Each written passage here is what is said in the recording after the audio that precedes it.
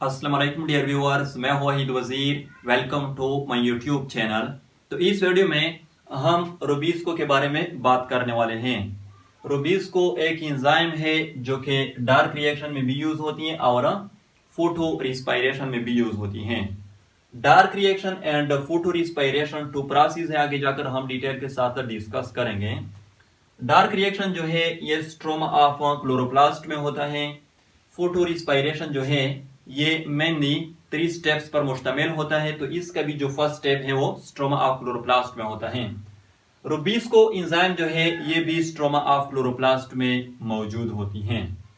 तो रूबिस्को जो है ये एब्रेविएशन है राइबोलोज बाइफॉस्फेट कार्बोक्सिलेज का बी और राइबोलोज बाइफॉस्फेट ऑक्सीजनेज का बी। यहाँ पर ये भी एमसीक्यूज के लिए नोट कर लें। Rubisco enzyme is considered one of the most common enzyme or one of the most common protein on earth। तो Rubisco जो है ये एक्ट करती है एज अ कार्बोक्सिलेज भी और ये एक्ट करती है एज एन ऑक्सीजनेज भी। याद रखे Rubisco एंजाइम को एक मुनाफिक एंजाइम कहा जाता है। क्यों कहा जाता है मैं आप लोगों को बताता हूं।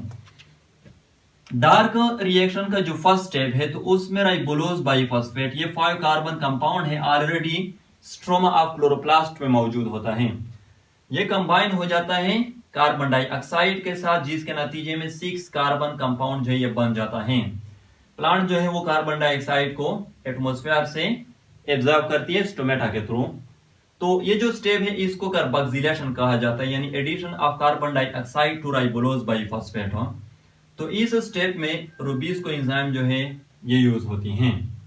इस तरह फोटो रिस्पायरेशन का जो फर्स्ट स्टेप है उसमें राइबोलोज बाइफॉस्फेट जो है ये कंबाइन हो जाता है ऑक्सीजन के साथ, जिसके नतीजे में ग्लाइकोलेट बन जाता है। तो ये जो स्टेप है इसको ऑक्सीजनेशन कहा जाता है, यानी addition of oxygen to ribulose biphosphate. तो इस स्टेप में भी रूबिस्को एंजाइम यूज होती हैं।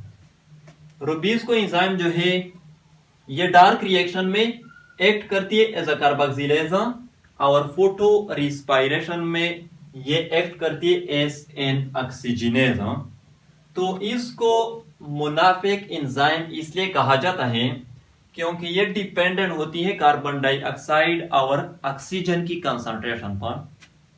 अगर स्ट्रोमा ऑफ क्लोरोप्लास्ट में कार्बन डाइऑक्साइड की कंसंट्रेशन ज्यादा है कंपेयर टू ऑक्सीजन, फिर ये एक्ट करती है एज अ कार्बोक्सिलेज, यानी addition of carbon dioxide to ribulose bisphosphate को काज करती है, जिसके नतीजे में डार्क रिएक्शन जो है ये प्रोसीड हो जाता है, ये बिगन हो जाता है। और अगर स्ट्रोमा ऑफ क्लोरोप्लास्ट में ऑक्सीजन की कंसंट्रेशन ज्यादा है कंपेयर टू कार्बन डाइऑक्साइड, फिर ये एक्ट करती है एज एन ऑक्सीजनेज, यानी addition of oxygen to ribulose bisphosphate को काज करती है, जिसके नतीजे में फोटो रिस्पायरेशन जो है ये प्रोसीड हो जाता है, ये बिगिन हो जाता है।